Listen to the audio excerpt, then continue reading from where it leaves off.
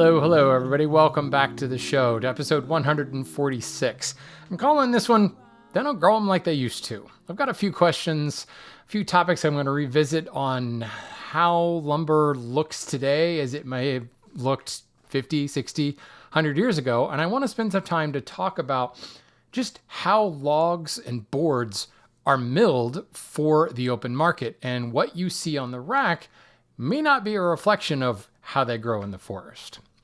But hey, enough of that. I'm Shannon Rogers, your host of the Lumber Update Show, and I'm excited to answer some questions from you guys today.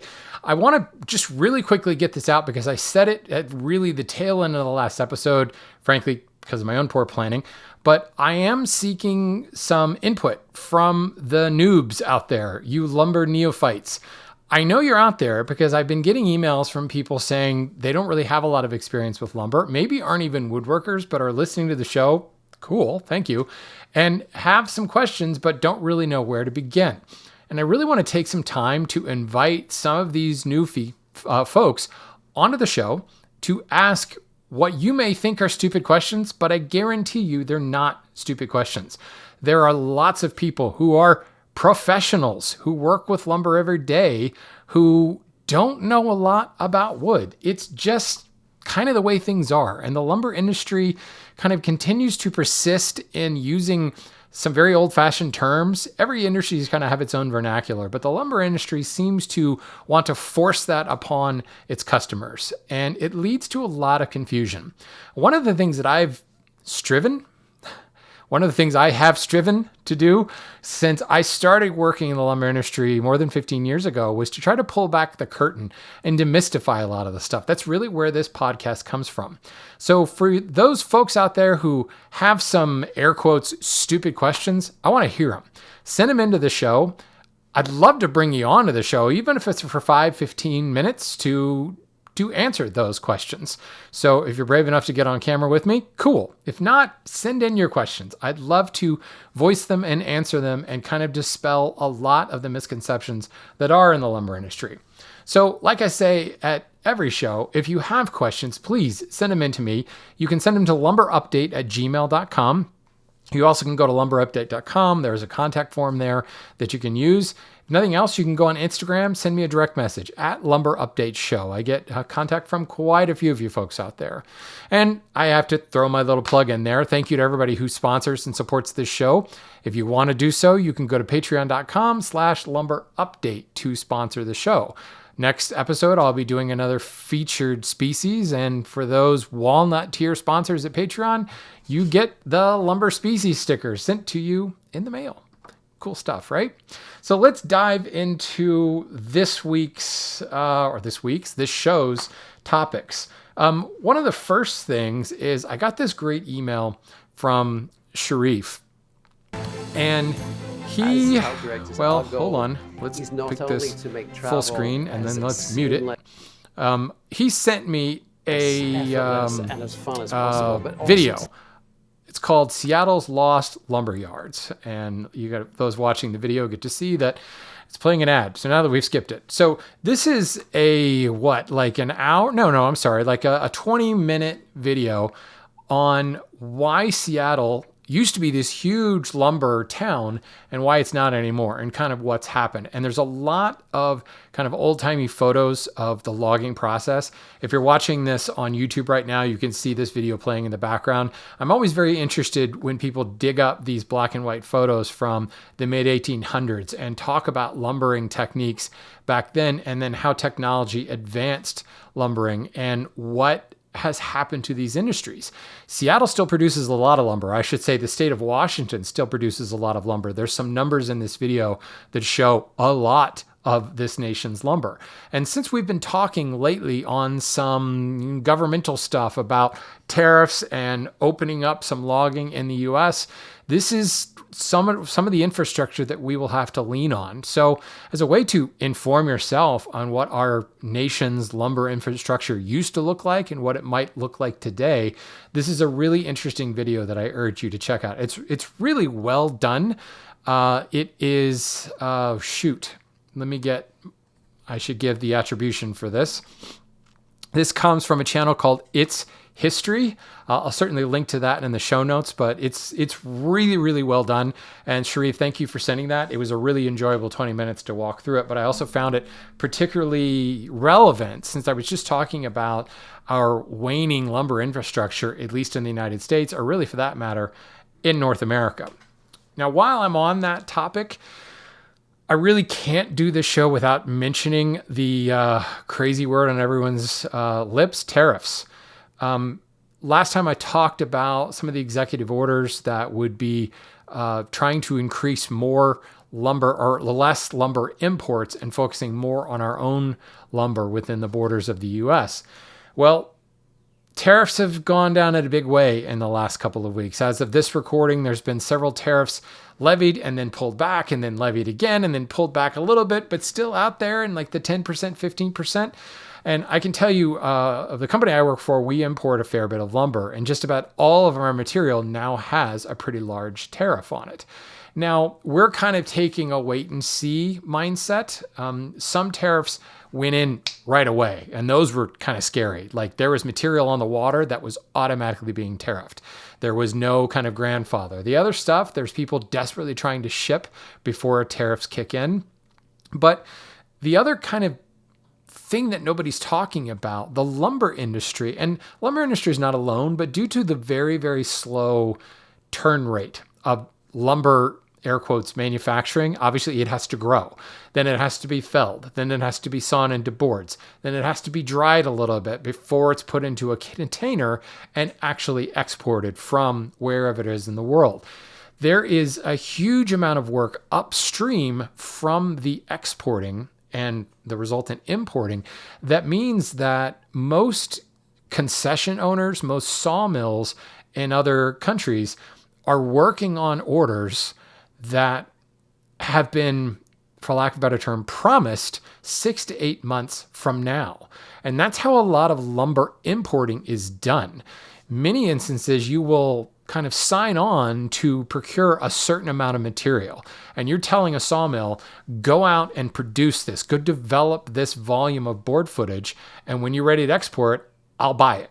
And those sawmill owners will go out to a bunch of different people and try to get all of their developing lumber bought out. And they may go to a supplier and say, hey, you've agreed to purchase 30% of the lumber that I'm producing. I've got another guy producing 30%. Any chance I could get you to, sign on for 10% more in order to basically keep the coffers full so they can keep the sawmills in the black, or sometimes not so in the red. So lumber buying is kind of on this promise thing. Sometimes there's contracts in place that say, I will buy it when you develop it, knowing full well that could be 8 months, it could be a year before it actually goes on the water, and probably more like a year and a half before we actually get it in this country, let alone on our lumber yards.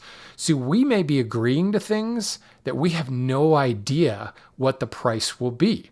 And with the size of some of these tariffs, we wouldn't be able to afford it. If we bought, say, 85,000 feet of an African lumber, and then suddenly a 40% tariff were levied on top of that, after we agreed to buy it, that would make it not just, certainly you could find ways to purchase it, but you would be unable to sell it because the cost on that lumber would be so high, the market just wouldn't take it.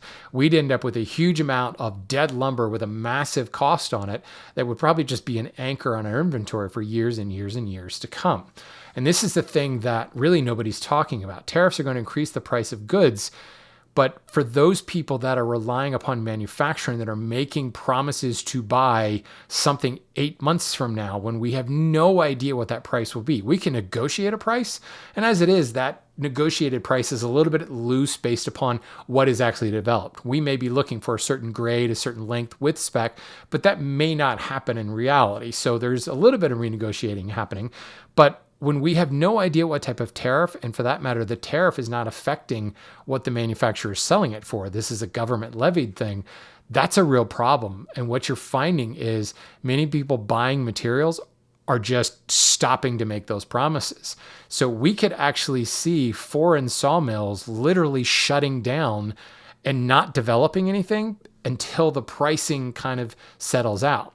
Well, if there is a lull in the development of lumber, the actual sawing into board side of things, that's going to take a hell of a long time to catch up. Remember what happened to COVID when everything kind of shut down, even for a couple of weeks. There was massive backlogs and the supply chain was completely gummed up for years after that. And you remember what happened to the price of lumber.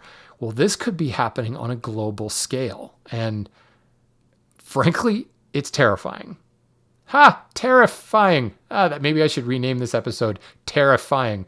Yeah. No, that's a little too punny. Anyway, I'm certainly not in a position to comment too much more on it because nobody knows what's happening. Tariffs are something that have been in the lumber industry for a long, long time. There's a large portion of the exotic lumber that has never been tariffed. And who knows what's going to happen to these markets? Who knows what's going to happen to these supply chains if buying is interrupted? It's kind of a sobering thought and kind of a down note, but I wanted to kind of bring it up because certainly people are asking me these questions. That's just an unofficial kind of editorialized comment on the thing because who knows what's going to happen. Hopefully things will get figured out. But I know my colleagues and my customers are all kind of throwing their hands up and saying, there's nothing we can do. All we can do is warn our suppliers that, hey, we may not be able to buy the stuff that we promised we would buy. There's no contract that says you're obligated to buy it, but a lot of lumber buying, especially lumber buying from exotic locations, is on kind of a word, my word to buy this, and forming relationships that have been forged over multiple generations in many cases. And, you just have to kind of come clean with them and say, hey, I may or may not be able to do this. Who knows what happens with these tariffs? Let's move beyond that and let's talk about some of the stuff that you guys have shared with me. So you guys might remember I talked about the Dovetail Bat Company up in Shirley, Maine. This is a company that's developed a scanning and imaging of bats. There's a device that actually sits in Major League clubhouses that you stick the bat in and it spins around and it scans the entire bat and it sends that 3D model of the bat to Shirley, Maine, where they actually turn a bat to spec. So, Aaron Judge, was he leading the major leagues in home runs, certainly in runs batted in at this point. And if Aaron has his special Wonder Bat that he wants a Dovetail Bat Company to make, well, he can scan it and they'll make it. Well, here we go again with turning bats, and the Yankees have been making headlines recently because of the home runs they've been hitting in the opening month of the season with their torpedo bats. So the Bronx Bombers have switched up to torpedoes now, and they've shifted the mass of the bat up to where an individual player will most likely make contact. So it isn't just a wholesale, we've shifted it one way or another. Now granted, there are certain regulations by Major League Baseball that show the total diameter and the length and the mass. This is just shifting the mass around a little bit. And one batter may have a very distinct swing, and their sweet spot for hitting is at a certain square inch on the bat. And if they can move that mass, that maple, into the right areas, you obviously get more mass hitting the ball where it counts, and balls go farther. And certainly, I'm not a Yankees fan, folks, but it's kind of hard to deny the number of home runs, at least they've been hitting in the first month. Baseball is a long season, so we'll see what happens over time. But I just found it interesting, this kind of, well, forgive the pun, dovetailed neatly into that Dovetail Bat story that I did quite some time ago. So, moving on, here's another interesting one that was shared with me. Oh, who was it? Steve sent me this. This is a company that makes basketball courts. It's a company up in the Upper Peninsula of Michigan. So if you go way, way back, you remember the interview I did with Bell Forest Products. These guys are not far from them in Amasa, Michigan. They are the leading maker of hardwood floors for basketball courts for the NBA and college teams. And it's a really, really well done story. Now, this is the New York Times, so it is behind a protected firewall. I was given a gift version to hit this, to view this. Honestly, to view it now, I had to sign in with my Google account and get a trial to go through this. But it's actually kind of worth digging into this. If nothing else, looking up the company that does this. This company is called, what are they called? Connor Sports. It's really, really cool story. Not only how they produce it, how they design the floors, how they manufacture the floors, how they're designed to be modular, so you can have a basketball court and then pull it back and turn it into an ice rink or something like that. But then there's also, it even goes into the detailing of the floors. I love it. All these massive companies that do these great stuff, we all have a boiler that heats our kilns that looks like this. Just a nasty old boiler that's been around since like 1900. All the boiler rooms look like that. I will admit that my boiler room where I work is a little bit cleaner than that, but doesn't look that much different. But also, yeah, they go into their drying technology. This again looks very similar to my kiln office. Let me scroll further down. Again, for those watching the video, I'm just scrolling through this article. I will link to this in the show notes. It's worth going and checking out. But there's a whole section where they talk about the detailing, and it's a separate company that actually does the graphics on the cord itself. And this is like an incredibly hand-done, labor-intensive process to create the graphics on a court. So I can't remember which court this guy was doing at the time, but yeah, very, very cool. What an interesting article. And it's one of those things where I've talked in the past about how lumber can sometimes be used in various sports, but I didn't really talk about maple. I did a special on maple, featured species on maple. I didn't actually talk about it in reference to basketball courts. So Stephen, thank you for sending me that article. Next one is another article from Steve. I have Steven sent me the basketball court article, and Steve sent me this article on self-densified wood. I don't know if it's the same person. Who knows? Steve's a common name, right? It's my brother's name. So anyway, I talked about compressed wood, and I had Christo on the show to talk about the compressed wood process. This is like compressed wood, but they're calling it self-densified wood. There's some research studies going on in Nanjing University in China. And basically what they're doing is they're soaking a block of wood in lye, and then they're subjecting it to some additional chemical work. Soaking in lye and a mixture of sodium sulfite, which removes the lignin, some of the lignin, from the cell. And then it's put into a heated blend of lithium chloride salt and a solvent, dimethyl acetamide. What this does is it causes the cellulose and whatever lignin is remaining to swell, and it expands inward. So the inner part of the cellulose fiber is hollow. That's called the lumen. And what's happening is it's expanding into the lumen. So again, for those watching the video, there is a graphic here. Just imagine that bundle of straws analogy, looking down the end grain of wood, and you're looking down the holes of those straws. That's the lumen. Well, when the lignin and some of the cellulose is removed, it thins out the walls of those straws. And then you put it in this solution that causes everything to swell inward, and it swells in to fill the dead space.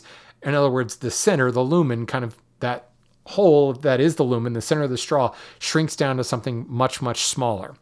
Whereas compressed wood is actually taking it's taking that straw and kind of flattening it out, compressing it out.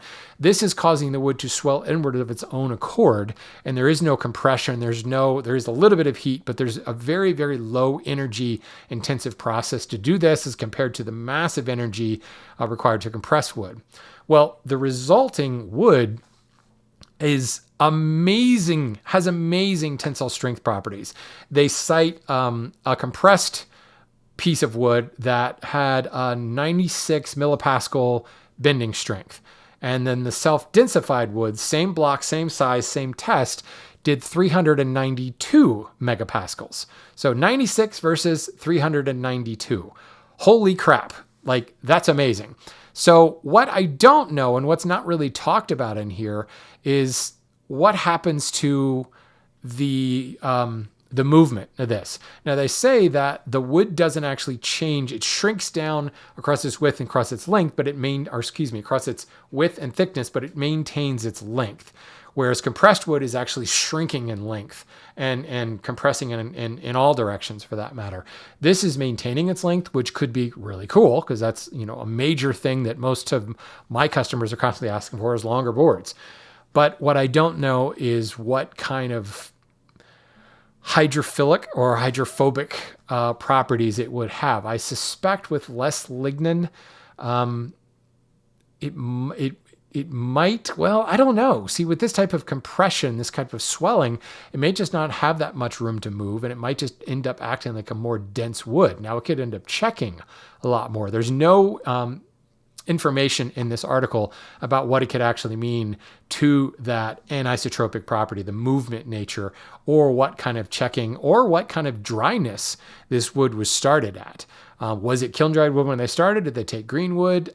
I don't know. So obviously there's a lot more to be figured out. All these research studies that I show basically are citing things way upstream from possible application in the real world. If this treatment is determined to be a good thing, somebody's got to figure out how to scale it up. It's one of the things with chemically modified wood, acetylation. It's been around for decades, but it took one person to try, one company, to finally figure out how to actually industrialize it. And that product is now called Accoya. And they're really the only ones on the market because they're the only ones who've been able to figure out how to do it at any kind of scale. So, shall we move on? I wanted to, I've got a question that talks about, studs. And frankly, I've talked about this before. The whole, studs are smaller than they used to be. I talked about this long time ago in, I think, episode 8. Probably episode 8. Episode 8. But Steven, this is the Steven show. Again, if this is the same Steven, you must feel very special right now. But he said, I just watched a YouTube video that tried to answer why today's lumber, I was talking about framing lumber specifically, is so terrible. It'd be interesting to hear your take on this. So again, Stephen, if you haven't yet, go back to episode 8 because I did talk about this. But this question comes in enough, and I see this popping up on Instagram and YouTube all the time, that I figured I should really address it again. Stephen goes on to say, is today's lumber so terrible, or is it just that people want to buy the cheapest crap possible? Old lumber was better because the growth rings were closer. Really? And why do I have so much trouble finding a flat piece of plywood? Oh, that's a totally different issue. Could it simply be because retail consumers have few choices other than Home Depot and Lowe's? And then finally, if today's lumber is so bad, why? So, okay, there's a lot going on here. I'm not even going to touch on the plywood thing. Stephen, go back and look at all of my plywood episodes. That one is cutting costs, frankly. That's why plywood is bad, because there's people cutting costs everywhere, and the market demands a cheaper and cheaper piece of plywood. To make really, really good plywood makes really, really expensive plywood, and people just don't want to buy that. So we've seen these things where somebody pulls a stud out of the wall of a house that's being restored, and an 1850s house, and they pull a stud out, and it's actually 2 inches by 4 inches thick, sometimes even a little fat of that. And it's a rough sawn board. It's not milled at all.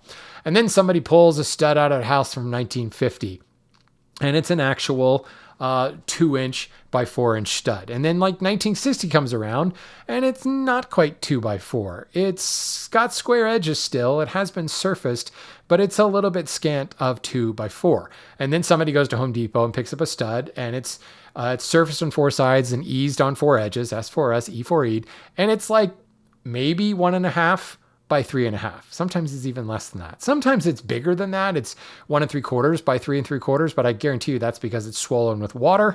If it dries out, it's probably going to be 1.5 by 3.5. And people get really upset and they say, oh man, we're being gypped. And then people point to the growth rings and say, look how tight the growth rings were on this 18 whatever stud or this early 1900 stud. And look how terrible the growth rings are on this modern stud. So there's a couple things going on here. Back when that stud was rough sawn, well, yeah, it wasn't planed. So it was a full 2 by 4. Think about when you go and buy rough sawn lumber, 4/4, 8/4, 12/4 lumber. It's going to be that full 2, probably 2 1/8, 2 1/16 thick, that 8/4 material. And it's totally rough sawn. But then once we plane it, once we surface it on 4 sides, it's thinner than that. Now, there's a lot of, hobby woodworkers are like, I can't believe they took a full 1/4 of an inch off.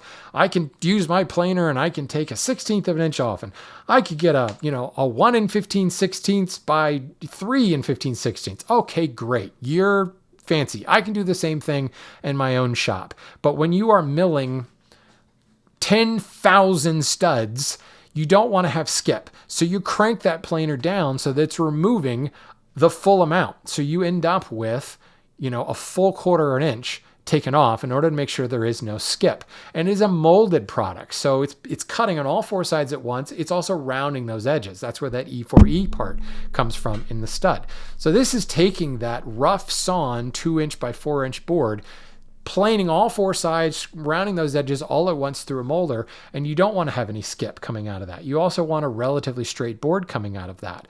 So you crank it down and you end up with 1.5 by 3.5.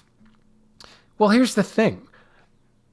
All of these studs, 2x4s, 2x6s, 2x8s, all that stuff is a structural grade of lumber, and they are graded for their strength. That's what structural grade means. And it's been determined that they're no less strong because they're a little bit thinner and a little bit narrower. This does not compromise the strength of a stud. A stud doesn't really do much all by itself. The stud is a part of its whole, put together 16 inches on center and then sheathed with something, OSB or, zip board or gypsum panel or something like that. And that's what makes a wall strong. The sill plates and the headers and all the various other parts that go around windows and things like that, that's what makes the wall strong. Not that single stud all by itself. And it doesn't actually have to be that strong all by itself because it's meant to be grouped together. Here's the other thing. Softwoods and hardwoods grow differently. A faster grown softwood is actually stronger than a slower grown softwood. A slower grown softwood tends up being more brittle, a lot more brash. So faster grown construction lumber is a better thing. The turn rate is lower, so you can generate more of them to keep up with the demand, and they're stronger. And we've got a whole bunch of other stuff going together that they don't have to be that strong all by themselves. So yes, growth rings have gotten wider over the years. Yes, studs have shrunken over the years. No one's trying to rip you off. They're just doing more transformation of that board before it lands on your shelf at Home Depot or Lowe's or whatever. It's still going to do its job just as fine. And you know what? Yeah, those growth rings are further apart because now people grow trees to make studs. There are entire forests that are maybe little 6-inch diameter trees, and you can get 2 studs out of that. Slice right down the pith, and you get a stud on one side of the pith and a stud on the other side of the pith, a 2x4 and a 2x4. And that's it. That tree will be turned over, I can't remember off the top of my head. It's not very long, 15 years maybe. I'm literally pulling that number out of thin air. I used to know that. I don't right now as I'm recording this, but it's a really, really low turn rate. And you can clear cut that forest to get a whole bunch of studs, broadcast seed that, and grow for another 15 years and get a whole bunch more studs out of that. I do not want to be making construction lumber out of really nice, fine grown, old growth wood. That's ridiculous. I certainly don't want to be making studs out of 30-year-old, 40-year-old trees. That's even more ridiculous. Grow a tree for 10 to 15 years, get 2 studs out of it, plant it, come back and grow it for 10 to 15 more years. Manage that acre, 10 acres, 100 acres of land for studs specifically for that, and you'll be able to produce more good quality 2x4s than if you went and logged and got a couple 2x6s, some 2x8s, and maybe 4 2x4s out of that one log. That's absolutely ridiculous. The best way to manage and to farm and grow 2x4s is to specifically grow trees to get 2x4s out of them. And they go a little bit further down the road and you'll see a slightly taller forest that they get 2x6s out of. And you go further down the road and you'll see an even taller forest that they get 2x8s out of and 2x10s and 2x12s, etc. Then there's the 4x4s and the 3x4s. Those have their own trees and their own silvicultural plan to grow them. I visited the Upper Peninsula of Michigan, back when I interviewed Bell Forest Products, and I drove around a lot of the logging concessions when I was up there, and it was really fascinating to see how these construction lumber forests were managed and how incredibly efficient they were managed, and frankly, sustainably they were managed. Getting full 2-inch by 4-inch studs with close growth rings is the most unsustainable thing you could ask for. So if you want to be, pessimistic and say Weyerhaeuser and Georgia Pacific are ripping me off, okay, fine. But somebody's got to keep up with the demand for stick framing. And the only way to do that is to grow trees to make studs. That's what we have today is decades and decades, centuries of silvicultural science and lumber manufacturing experience to create the perfect tree to make the perfect stud. So if you disagree with that, come at me, because I got an entire industry behind me that doesn't want to do it any other way. So I wanted to answer Stephen's question first, because now I wanted to go back to this idea of how boards are milled. Because I'm constantly hearing this, well, they don't grow them like they used to. Or I used to be able to get, wide cherry all day long. I used to be able to get wide walnut. I used to be able to get gorgeous mahogany all day long. And now it's just not as good as it used to be. There's always going to be a kernel of truth to some of that. You could say that the mahogany, the genuine mahogany we have today, is not what it used to be 50 years ago, of course. But I will also tell you that the genuine mahogany today is better than it was 20 years ago. And that's actually large in part due to the CITES regulation that's allowed that forestry to recover a little bit. But the thing that most people are citing is width and length and thickness, just availability of sizes. It seems that grade has fallen off a little bit. Maybe that's just the epoxy revolution and the river table thing and slabs and everything, that people are accepting a lot more lesser grade material. But width and length is always an issue. And you go to a lumber yard and you're looking for 12-inch boards and you can't find 12-inch cherry. And you're like, man, I used to be able to get 12-inch cherry. Well, that's because, the trees are not growing as long and they're harvesting too much and it's poor, unsustainable practices. I call BS on that. Most logs, when they're felled, could net easily 15, 18-inch wide boards in most domestic North American species. Certainly, African, South American species will net 20, 25-inch boards without a problem. Most European species are going to net 10, 12-inch boards without a problem. But here's the thing. What do you use a 12-inch board for? Now, some of you are going to say, oh, I wanted 12-inch because I was going to cut it into rails and stiles and get the best grain and color match. Okay, sure. I've been known to do that in my own furniture projects. But again, you're a furniture maker. You make up like 0.1% of the entire trade. I'm sorry, but that's the truth. You may be thinking buying a wider board, but you're still cutting it down into 2.5-inch stiles. So you don't need a 12-inch board. You want a 12-inch board for grain and color match. Could you buy 2 6-inch boards and grain and color match them there in the lumberyard and still end up with a beautiful project? Yes, you could. I do it all the time. Most of us do it all the time because we're not finding 12-inch cherry on the shelves. We're not finding 12-inch walnut on the shelves. We're not even finding 12-inch maple on the shelves. It's because there's not a demand for it. Outside of stair treads, there is very little demand for 10 and wider lumber. And those stair treads tend to be in red oak most of the time, or maple. And those are specifically sawn from the log at the mill to be stair treads. That wider log, say they've got a 20-inch log or a 24-inch log, and they're thinking, I'm going to mill this for stair treads. And they're going to saw it specifically on the log mill to make stair treads. They're going to cut them down short because you don't often have 8-foot long stair treads, right? So they tend to cut them down even shorter to speed up the drying, and it's an entirely different manufacturer. You will find sawmills that do nothing but produce stair treads. But most sawmills are producing to grade. So let's revisit the North American Hardwood Lumber Association's grades. The highest grade is FAS, first and seconds. That is a cutting grade that says to be an FAS board, it needs to be at least 6 inches wide and 8 feet long. And 83.3% of that 6x8 board is going to be clear of defects. Now, I'm not going to define all the defects and everything. I've done this in previous episodes, but what that means is I don't get any bonus for sawing an 8-inch wide board or a 10-inch wide board. That's above grade. And the price point is dictated by the grades. Now, there are mills that will have higher price points for 8 and wider and 10 and wider. It happens at every single mill. But the thing is, the turn rate on that wider lumber is really low. Whether that's because the price is scaring people off, more than likely it's that the demand for it is just not there to necessitate the turn.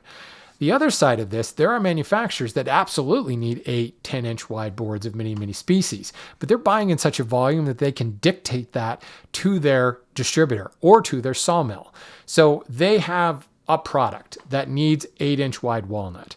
So what do? They go as far upstream as they can, ideally directly to the sawmill, and they say, I need 8-inch wide walnut. The guy says, great, I'm going to have to saw specifically for that.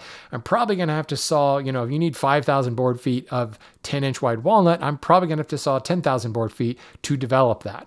So that manufacturer buys 10,000 board feet to get that 5,000 of 10 and wider. I can't remember the number I just cited. The rest of the stuff, they end up making into smaller parts or whatever that. They're buying in bulk. They're buying the entire sawmill's run in order to justify that sawmill making those wider boards.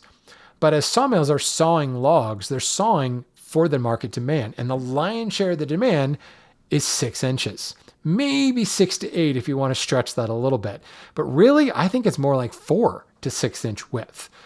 And really, 8-foot long boards. Length is a different issue. Length, a lot of times, we try to saw them as long as we can, but, for the most part, there's certain species that are really known for millwork that tend to be available in longer lengths.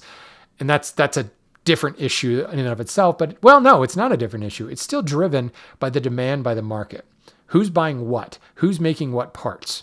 Now, this may be a chicken and egg thing where you're saying, well, we've gotten used to only having 6-inch wide lumber. So when I go to the lumber yard or when I'm building my cut list for this, whatever I'm making, I'm basing it off of 6-inch wide lumber. I actually wrote an article for Popular Woodworking a long time ago now, where I talked about taking your cut list and making a lumber shopping list out of it and developing a plan A and a plan B. And plan A is like when you want that perfect wide board for like the headboard of the bed you're building, and you want a 15-inch wide piece of cherry. So plan A is to go to the lumberyard and see if you can find that single beautiful wide piece of cherry. But you need to have plan B, knowing that you're probably not going to find that.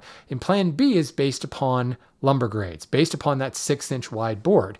So then you're thinking, okay, if I'm going to make a 15-inch wide headboard, I'm going to need at least 3 pieces of 6-inch wide cherry once I've jointed them and maybe removed any sap, to get that 15-inch width. So I've got to go to the racks and I've got to find 3 pieces of cherry, 6-inch wide cherry, and do some grain and color matching right there on the lumber showroom floor. That's plan B. And this is how most of us tend to think now, is buying 6-inch, 8-foot boards. Maybe you think, okay, I'd love to get a 9-foot board, then I can get my parts out of this. You've kind of got these things in your head, but you're already thinking in terms of a 6-inch board. How many boards do I have to glue up to make the top for this sideboard I'm building, or to make that panel, or whatever it is that you're making? So yes, that may be a bit of a chicken and egg scenario, but the other side of this is people were sawing originally, like we talk about slabs, like it's a new thing. Slabs are just through sawn or plain sawn or flat sawn, whatever name you want to call it. That's how the board is sawn. That's the first step. The log is through sawn, and then somebody goes and straight line rips that into various pieces, parts. They're cutting off the live edges, making a square board, and then they're cutting it down based upon demand from there. Originally, people just used to through saw it, and then the craftsman would break it down from there. Well, that just became cumbersome. Trying to lug around giant slabs wasn't a smart idea. So more and more yards began to kind of cut them down to make them easier to manage, to prevent from blowing out your back as you're moving lumber around. And even their customers and carpenters and things like that were saying, hey, well, this is what I really need. So more and more of the transformation of that product started to move towards the sawmill. And the carpenters were coming to the sawmill and saying, hey, I don't want a live edge slab, but what I really want is some 6-inch and 8-inch boards, or I want some 4-inch boards. So that sawmill then went and made those custom orders for those carpenters. More and more of those carpenters started getting custom orders, and those custom orders started to become the run of the mill. And that's where that term is really coming from. We use it as a an idiom these days, but that's what it means. The run of the mill is that 6-inch wide board or that 4-inch wide board, because that's what most of our custom orders were turning out to be. So I could run a whole bunch of 4-inch wide material. And when that carpenter came in and said, I'm going to need 300 pieces of 4-inch wide material, they just went to the rack and counted out, 100 pieces of it. Here you go, Joe. And he was off to work. And that's the evolution of the lumber industry. It's not that the trees are not growing like they used to. There's more and more lumber transformation happening before it lands on the retail racks. Because, frankly, now this is another chicken and egg thing, because there's less and less craftsmanship in the field. there's not a lot of people who have a thickness planer, and there's not a lot of people who are ripping lumber. People are cross-cutting lumber all day long, but on most construction sites, you're taking the width of lumber that you bought at the store and you're using that width of lumber. Very rarely are you seeing people ripping that board into something narrower, because ripping is time consuming. I don't care if you're using a power tool or a hand tool, it's time consuming. You don't often have table saws on the job site. You may at a woodworking shop, and that's where more of that transformation is happening, but they're buying lumber differently than the average carpenter on a job site somewhere. So while there's always a bit of truth to saying trees are being turned faster and the demand is forcing trees to be felled when they're younger, they're still meeting a demand. And if the demand is for 6-inch wide lumber, you can turn over your concession more because you don't need a tree that will net a 12-inch wide board. So yeah, this is really another sustainability conversation, but it's understanding how the industry works that makes you realize you are getting a product that has a lot more work being done to it upstream from where you bought it. And if you want to take that transformation into your own hands, either you don't trust somebody's craftsmanship, or you need to be pickier about the size of the boards that you're buying, or you just want wider boards, then you need to insert yourself in the buying supply chain further upstream. You need to go directly to a sawmill to buy. Just be prepared to have to buy in larger quantities, because that sawmill has to make a living as well. And their bread is buttered in the 6-inch wide board, because that's what the grade dictates and that's what the market demand dictates. So are boards what they used to be? I contend that they are just the same as they were 100 years ago. You've just seen the industry transform in order to economize and, frankly, as a customer service to the woodworkers, which is a really kind of mind-blowing thing, because there's not a single woodworker contractor that hasn't gone to a lumberyard, bought some material, got in their cars, they're driving away going, I just got screwed. I don't know what I just paid for. There's always this vilification of the lumberyard that they're taking you for a ride. And the reality is the boards that they have available have been sized to your demand as a customer service initiative. So it's just my way of saying, tip your lumberman next time you go to buy some lumber, because he's working hard to try to give you what you actually are asking for. Moving on. Hey, here's a question for somebody whose name isn't Steve. This is from Monty. He says, I'm wondering what has caused the dark highlights along the grain in this piece of cherry I have. So for those lucky people watching the video, I'm going to flash up an image of some cherry boards that Monty sent me. I've had this small piece of wood in my shop for decades. I finally pulled it out of my stash of highly figured wood and resawed it into veneer. And have you ever seen these dark streaks before? So the answer is hell yeah. This is cherry, and it's actually would be called gummy cherry. In fact, if you go to veneer houses, you'll find gummy cherry all over the place, which is exactly what Monty's doing, is making veneer. Gum pockets are actually admitted by NHLA as not being defects. You can have them without limit. Oftentimes, there are people who will come up with an in-house grade and kind of grade out the gum, or there is a specific need saying, I don't really want a lot of gum, and they'll limit the amount of gum pockets. And that's where you'll get some unofficial grades calling out that. But really, these gum pockets, it's a process or an infection really called gummosis. It's particularly common in cherry trees. I think a lot of that is because of just the lighter nature of the wood to begin with. The gum shows up a lot more, but gummosis is really, it's sap, it's compartmentalization. It's a tree healing a wound or compartmentalizing off an infection. So it could be as simple as you beat the hell out of the trunk of the tree with your weed trimmer, and it caused a bunch of scars in the bottom, and the sap exudes into those areas to seal off that infection, close off that infection, just like, a wound scabs over on your arm. That's what that sap, that gum is actually doing, is causing that scab. But that also, those wounds from that weed trimmer can also be an area for infection. That's why we sterilize a wound and put a Band-Aid on it. That infection can cause additional gummosis to happen further into the tree, and it can bloom. And we're seeing in these veneer sheets that Monty sent, this is something that probably had a borer, like a peach tree borer. Fruit trees in general, cherry being a fruit tree, often have their own set of borers because the trees are frankly kind of sweet. So the peach tree borer probably got a hold of this particular tree that Monty has, and basically every single growth ring has a line of gum throughout it. That's a tree that was really hurting when it was eventually felled. That's probably why it was felled. So canker disease, cytospore canker is another fungal disease that will often present in the wood like gummosis and various gum pockets. You'll see it in a lot of different trees. You'll see it in mostly fruit trees, peach trees, pear trees, cherry trees, apple trees. You will see it as well. But I've also seen it in maple. Now, that's not to be confused with spalted maple. You will see some gummosis, much, much less gummosis in maple, much due to its density and its hardness.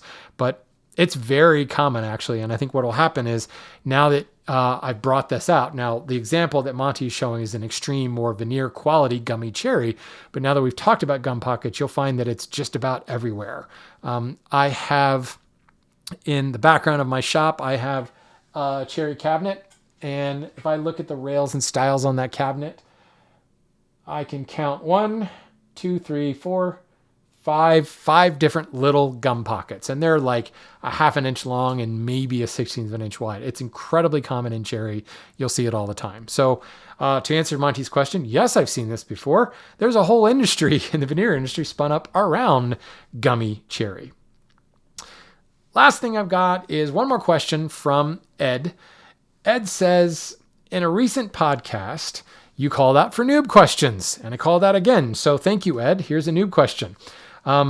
I continue to encounter new to me situations with each project, and a recent one kind of freaked me out a little bit. So what's with wood warping, twisting, cupping, and otherwise moving after I cut it? My recent experience was I was involved in 2x6 by 6 foot of whatever wood big blue stocks, and it was quite straight via line of sight when I purchased. While table saw ripping the 2x6, I saw the kerf readily close behind the riving knife. Many of you listening to this right now know exactly what's going on. As I was proceeding, I heard the motor's RPM drop. I suspected the material was pinching against the blade of the table saw. Good news! I was blessed with enough experience not to force this forward, stopped the saw immediately, and there was no kickback. Full stop. Well done, Ed. The related question is, when and why does this happen? Should I be expecting it every time one makes a cut, cross-cut, ripping, mitering, resawing? What variables might impact this movement? So, there's a couple things going on here. First thing is you're using construction lumber from the big box store. That construction lumber is probably still quite wet, but it also has been dried incredibly fast. So there is tension literally baked into the wood due to raising the temperature quickly, dropping the temperature quickly, and not injecting enough moisture during the reverse case hardening process or the conditioning process, the last step in kiln drying. Or what they tend to do is just flood the chamber with water and kind of like, hey, that's enough conditioning. It'd be kind of like, a blacksmith water quenching everything. And there's certain steels you don't want to do that. There's certain woods that you don't want to do that either. So big box lumber and construction lumber in general, well, I just said this. Rarely do you see a carpenter ripping a 2x anything on a job site. So the minute you start ripping wood, you're going to have this problem. So the direct answer to your question is, are you going to see this whether it's cross-cutting, ripping, or resawing? You're not going to see it when you're cross-cutting. Cross-cutting is severing those fibers, and since wood doesn't move longitudinally along its fibers, you're not really going to run into a lot of instances. Now, the wider a board that you cross-cut, you might have instances where as you're cutting and severing those long-grain fibers, you could get some tension releasing that could cause things to cut back in on itself, but that generally is, boards wider than about 6 inches. It also depends on how you're cutting it. If you're doing it on a bandsaw with a really, really thin curved blade, you might have more incidents of that happening. Also, there could be tension built into the board, or it could just be tension introduced to the board because you don't have a proper outfeed support of that board. That happens a lot. You may think you've got outfeed support, but there may be just, a hair less that's causing that to bind a little. But most of the time, this tension happenings while you're cutting is because you're ripping. You're ripping along those fibers. You're leaving those fibers intact. First thing that's happening as you're ripping down that board, you're exposing the moist, gooey center of the Twinkie to air, and it's dumping moisture really fast. And that's causing that board to actually move in the cut. The next thing is you're just kind of unzipping that board along the grain, and any tension that was bundled together in those straws is now being let loose as you're severing those straws. So let's just say we're going to do a unitless thing. I've got a board, and together, all bundled together, it has a tension of X. But there may be little pockets in there where there's like a tension of X plus 1 and a tension of X plus 2. And when you start to rip it apart, that differential in tension will represent itself, and the board will either start to spread or start to bend back on itself. Generally, it's going to bend back on itself because combined with the moisture drop, the wood is going to come back on itself. If that wood were case hardened or that wood were exceptionally dry, you might actually see it spread apart. And that's, not going to cause kickback, and that can be a lot better. It's still going to be side bend in your board, but generally it's bending back towards one another because the tension's being released combined with the moisture. It will pinch that blade in the back.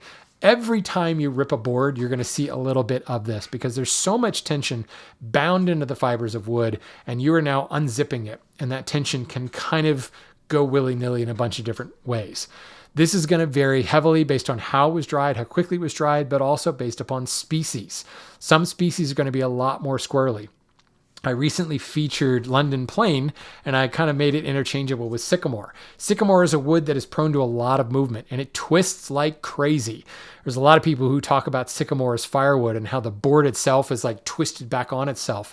That's what sycamore does if it's not properly kiln dried and taken through a very strict kiln drying regimen. It's just a board that does a lot of that.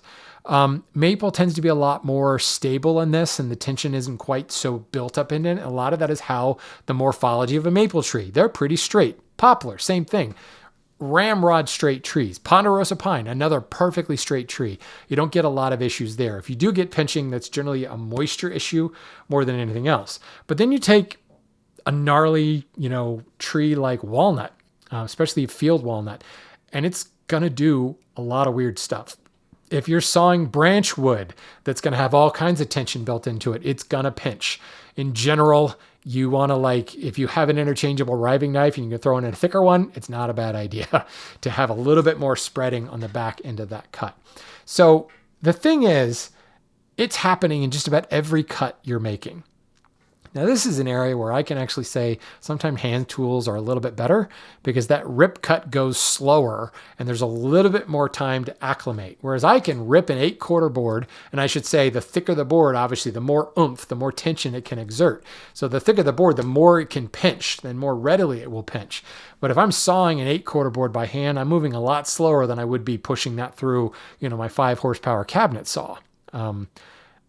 And I think the handsaw allows things to acclimate. Now, that's not to say that I don't every now and then have to take some shavings and shove it into the kerf as I'm sawing, because even that is bending back on itself. Now, I find that happens with species like oak quite a lot when I'm ripping it, but that's a different issue.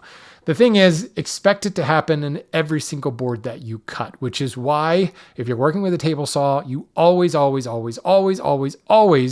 need to have some sort of anti-kickback in place.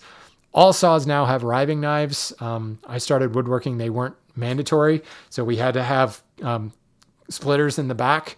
I had a micro splitter. I actually think that was the brand name of it, and you could change that out. The thickness could be changed based upon what you were cutting. If it was particularly wetter wood, I could put a wider splitter in there.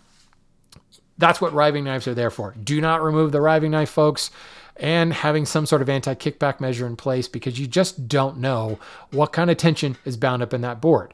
Now, the one thing that in this question that Ed sent, the one good thing he did is he did a line of sight test to see kind of how straight was it.